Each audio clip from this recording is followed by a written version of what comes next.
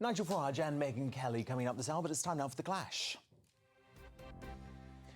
And as the UK confronts the harsh effects of the cost of lockdown crisis, imagine I told you that at present groups of eco-terrorists are mobilising in the shadows, getting set to make our lives even more difficult. Unfortunately, that's the grim reality facing ordinary Brits, with activists from the Animal Rebellion, Just Stop Oil and Extinction Rebellion joining forces to launch a month of protest hell. Just look at this online Facebook event from Animal Rebellion, inviting people to take part next month in their biggest form of criminal activity yet. They write, "Join us at Green Park Station, London, to, quote, unleash playful disruption across the city. Arrestable and non-arrestable roles needed." That's right, these menaces are out recruiting individuals who are committed to breaking the law. The Facebook page also reveals this action will be taking place amidst the other protests of Just Stop Oil's Occupy Westminster and Exiles Rebellion. Thousands of people will be taking action to the point of arrest in London this October, demanding government stop all new fossil fuel developments. And here's a reminder of what you can expect from this coordinated October of hell.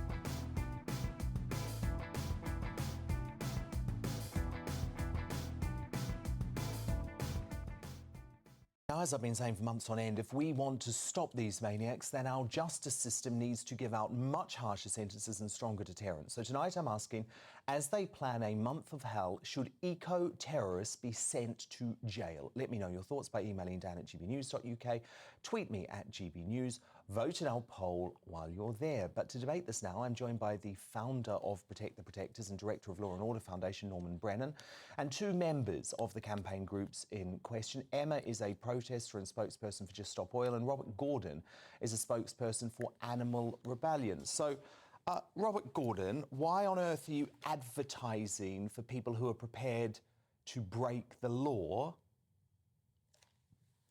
Well, I think first we have to address the fact that we're doing this for a very good reason. We're in a climate and ecological crisis, and we're calling on the government with two very simple demands. Firstly, to support farmers and fishing communities in a just transition to a plant-based food system. And secondly, with all of the land that we would free up by doing that transition, for the government to rewild that land so that we can draw down carbon from the atmosphere, alleviate our climate crisis, and restore biodiversity. I understand, Robert. You have a political act that you're trying to accomplish. You want to get there by breaking the law and launching violent attacks on Londoners. Now, that's terrorism, Robert. Do you understand that? There's nothing violent about it. So we're a non-violent civil disobedience movement, and we're exercising our fundamental right to protest. But unfortunately, in Britain today, that means that people get arrested for doing that. So, you talk about scaremongering a lot on this show. That's what you're doing now. Our playful, disruptive protest that you read out about is just that. It's this harmless protest where we're voicing our demands to the government, yet again, because they're not listening, and you're trying to paint it as this criminal underworld. Well, Norman Brennan, I mean, I'm sorry, people have been hurt. People could be killed by this form of eco-terrorism, right, Norman?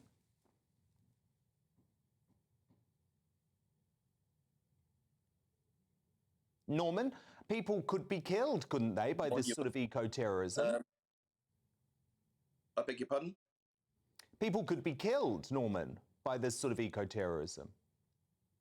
Oh, absolutely. As I said, I don't know what is playful about damaging property, damaging vehicles, disrupting Londoners, disrupting people on the roads, disrupting people travelling on transports and walking the streets. Everybody has got an issue. Millions of us have got an issue. And if we all took to the roads or to the streets and demonstrated in the way that we want for what we want, it would become a free-for-all. It would be anarchy, and it would be the law of the jungle. And it means that the toughest are the ones that get heard, and not only do they get heard, their demands are adhered to, and their demands will be stabbings, shootings, beating people up, robbery.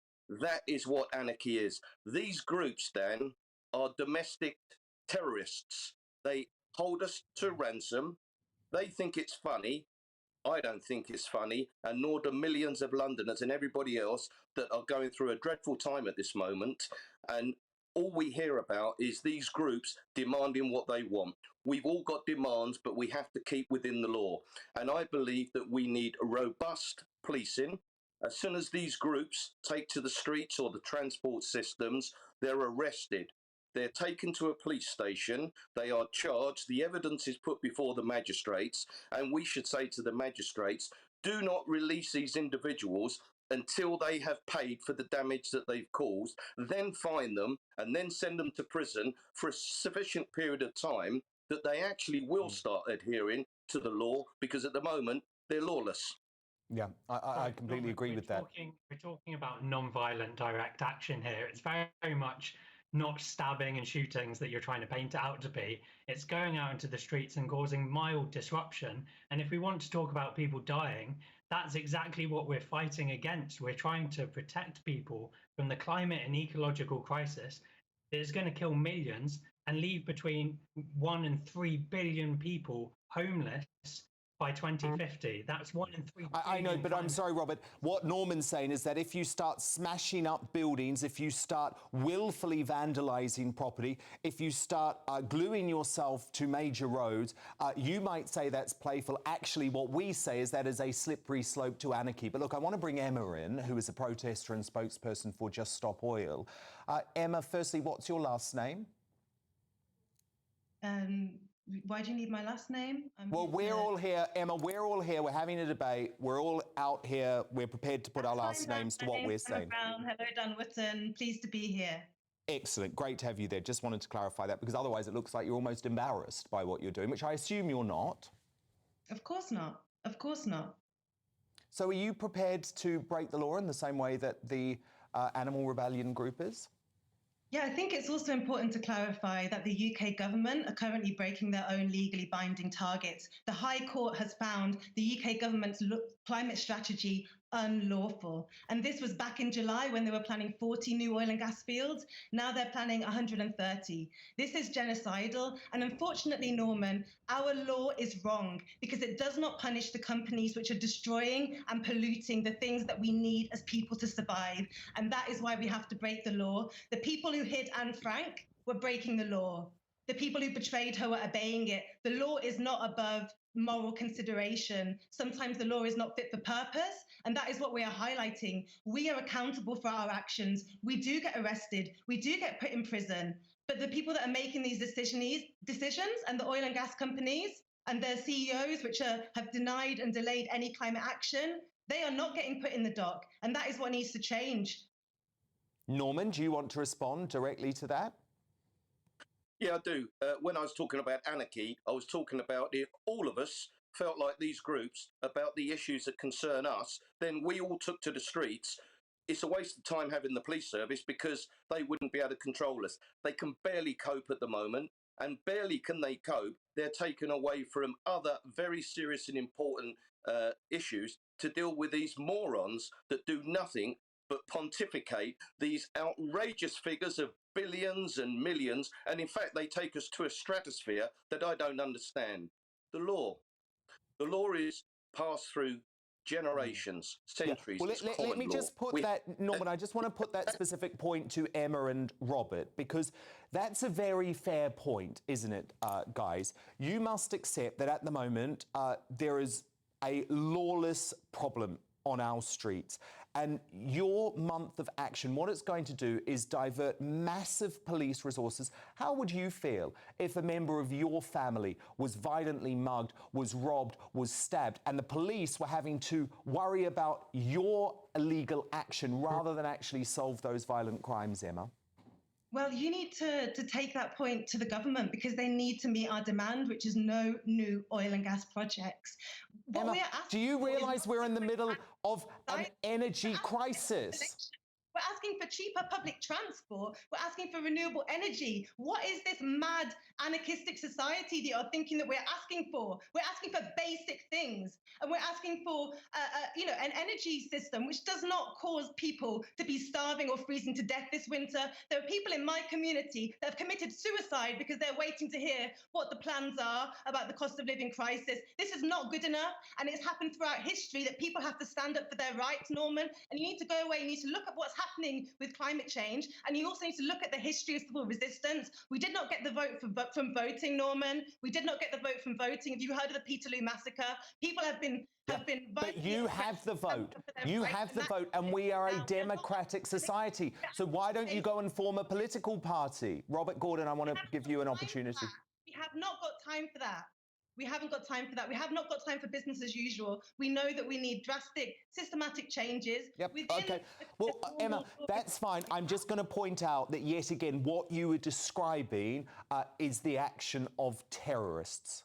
It's not, and you are doing a massive disservice to people who have been affected by terrorism. It is the definition of terrorism in the law. Do not compare the damage of some billionaire profit companies' profits, the damage to property, to the damage to people's lives, to the damage of people in this country that are in fuel poverty, to the damage of 33 million people who've been displaced in Pakistan. How dare you compare us to terrorists? How dare you? Well, I will, because I'm not just comparing you. Actually, by the letter of the law, what you are doing is the equivalent of terrorism. And I believe in a civil society, and I believe that the only way that we can move forward is if we follow the law. For spectators, which is exactly what you're doing, Dan. It's what you disrespectfully did in front of Buckingham Palace by going to the reporter and saying, "Oh, do I look sad enough?" And it's what you're doing right now. It's what you're doing right now. You're number one, Emma, you don't know what you're talking about, because there was no reporter. There was no reporter. And if you want to try and grief shame me, go right ahead, because I have absolutely no regrets about my actions over the past 12 days. No regrets, Emma, whatsoever. Come back. Can I come back? Yes, please. Dan, can I? Yes, I'm just going to give a final word to Norman, then a final word to Robert. So very quickly, Norman. All we hear about is ranters, ravers, screamers, trying to distract us from the real issues. I'll tell you what we really need to do, and what I'm sure millions of members of the public that are seeing these moronic, selfish individuals, is why don't we gather them all up, super glue them all together, stick them in the back of lorries and take them into the middle of the wilderness and let them get on with their lives, while the law-abiding public and people that have got serious issues themselves that are not as selfish as these morons get on with their lives. Okay, final word to you, Robert Gordon. Yeah, the climate and ecological crisis is the most severe issue all of us face right now. And what Norman's talking about there is violent, is anarchistic, and frankly unacceptable. And I don't believe in that for a single second. Absolutely, two wrongs do not make a right here. Doing to protect police officers from the climate and ecological crisis, from crop failures, from temperatures that are simply unlivable. Well, as you know, we are on a march towards net zero, and I believe we're doing far more than virtually any other country in the Western world. And just to bring some facts to the issue, the UK now responsible for less than 1% of carbon emissions. But thank you so much for the debate. That was the founder of Protect the Protectors and the director of the Law and Order Foundation, Norman Brennan. Just Stop Oil spokesperson Emma Brown, I believe she said, and the Animal Rebellion spokesperson Robert Gordon. Thank you all. So who do you agree with? Should eco-terrorists be sent to jail? Well, Sean on Twitter says absolutely they should be locked straight up, no matter whether it's Animal Rebellion, Extinction Rebellion, Insulate Britain or Just Stop Oil. From Angeli on Twitter, if they break the law, yes, otherwise no. How can you do that if they haven't broken the law? No, well, obviously we're talking about the people who break the law. And from Arn, yes, they are eco-terrorists. It's different doing placards and protesting. They're damaging farming and food infrastructure, our ability to produce our own energy, and championing cheap foreign imports with poor manufacturing standards because it makes us weak. And your verdict is now in. It's overwhelming. 96% of you agree that eco-terrorists should be sent to jail. Just 4% of you say they should not. Coming up, as the White House is